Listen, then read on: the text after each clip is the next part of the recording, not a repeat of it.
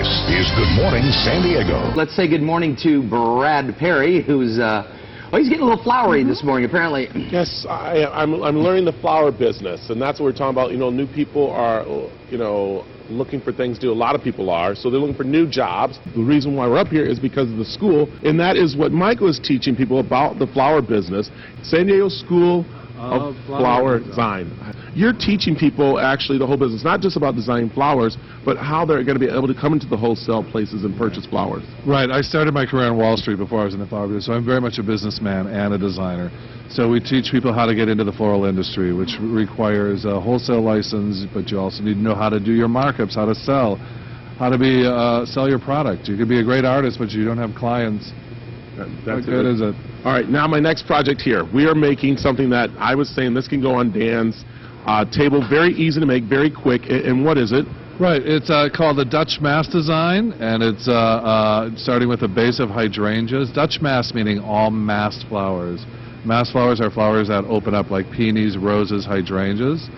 So there you go. You're going to start with a fistful of white hydrangeas. Look how fast this goes. This goes so fast. So I got that. For your table. I can literally hold them, and here we go. And we just pretty much set up in there. You're going to funnel your flowers right through, right? And it's going to hold them just like a little pinprick. Look at that.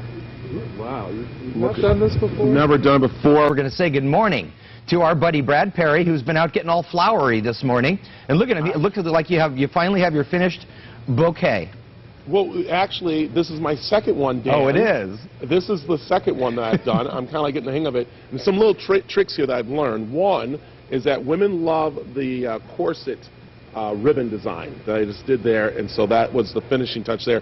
But Michael here, who is the owner of the school, and it's up here in Carlsbad, and we were talking just the different little secrets about keeping flowers fresh after you get them home. Right. I think if people know how to design simple bouquets and pretty stuff and get them to last longer, they'll buy more flowers, you know. People say to me, oh, flowers last 5 days. I go, no, no, no. They last 2 to 3 weeks, sometimes a month.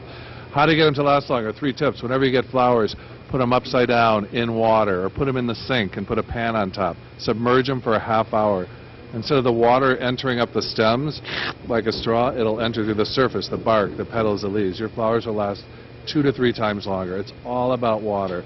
That's why your doctor tells you to drink 8 glasses of water a day. Same thing with flowers. And then there's one more thing you said, that it's a special spray. There's a product that every designer in the world uses. Nobody else knows about it. Industry secret. It's called Crowning Glory. You can buy it at your local florist. Tell them you want a bottle. It's wax, and you spray it on.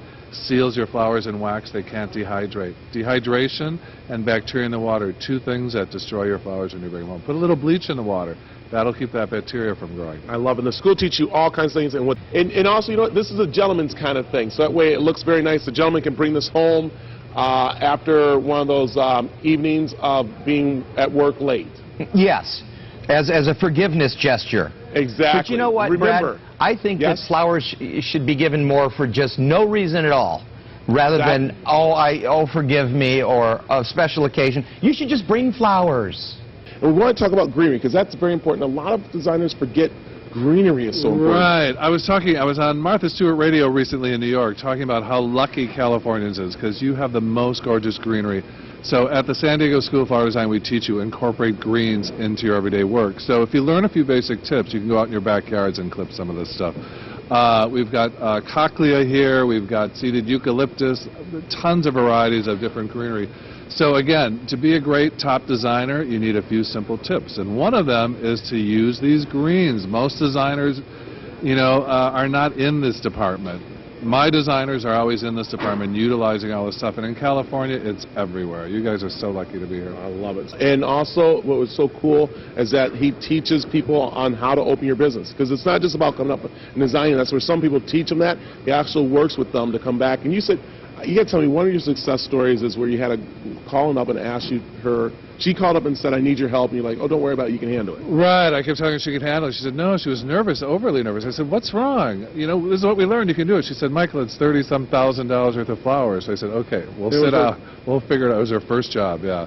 And we did really, really well. It's a huge party in Chicago. So I have had students from all over the world take this class. And it works. Our methods work. All right, there you go. So here goes the bouquet.